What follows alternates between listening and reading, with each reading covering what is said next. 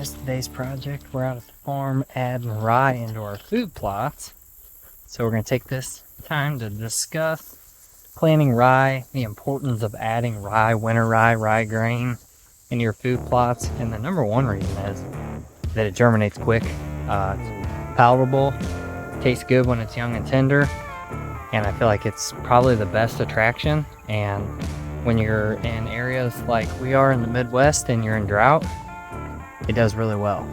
So we went ahead and already planted brassicas in here and some annual clover, but unfortunately it's been really dry. So the brassicas germinated, they did come up. We did get a rain, which we put down some nitrogen before that rain came, which did help. They're getting taller, they're starting to fill in, but we're looking at another dry spell. Doing no-till has helped us out because we got a layer of thatch that's holding moisture, so there's gonna be food in here as far as brassicas go.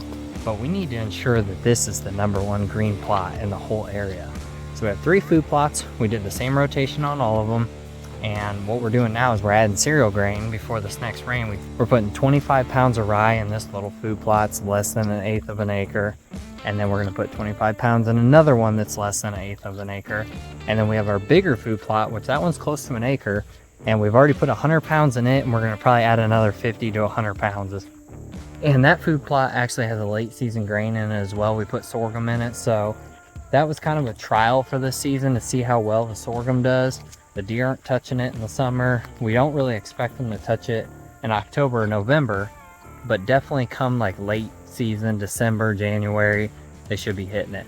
But what we wanted to talk about today was adding rye to your food plots. Is rye king? And as far as I can tell, there's probably not a better food plot seed than rye grain to use. It's attractive, the turkeys love it, the deer love it. It gives you forage all the way into late season, all the way into winter, and it's going to green up a lot earlier than your clover.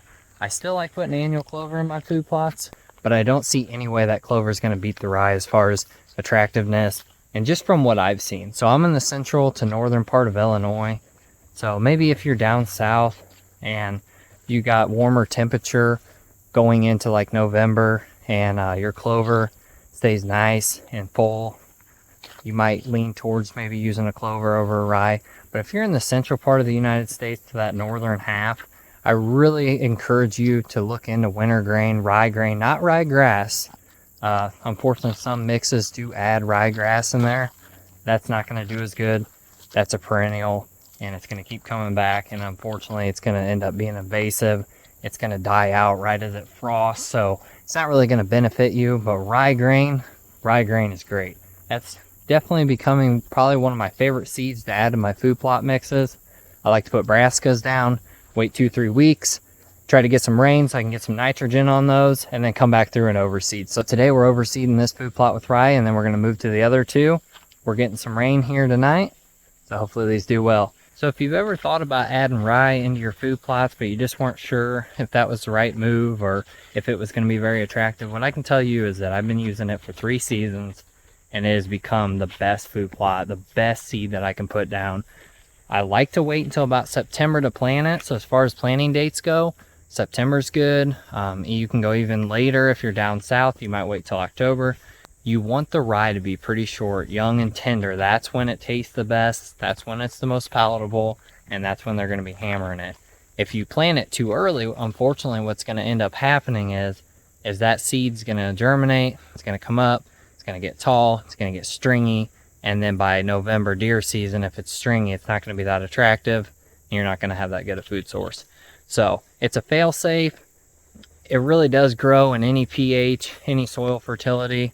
I mean, it'll grow in the back of your pickup truck if you're not careful. So as far as if you're dealing with drought or you're dealing with tough conditions, or you had a food plot failure where you planted brassicas and they didn't make it due to drought or some unforeseen circumstance, you can always go back in and add rye grain. That's why we love it so much. So guys, if you haven't used rye grain on your food plots, I highly encourage it. And thanks for tuning in on another episode.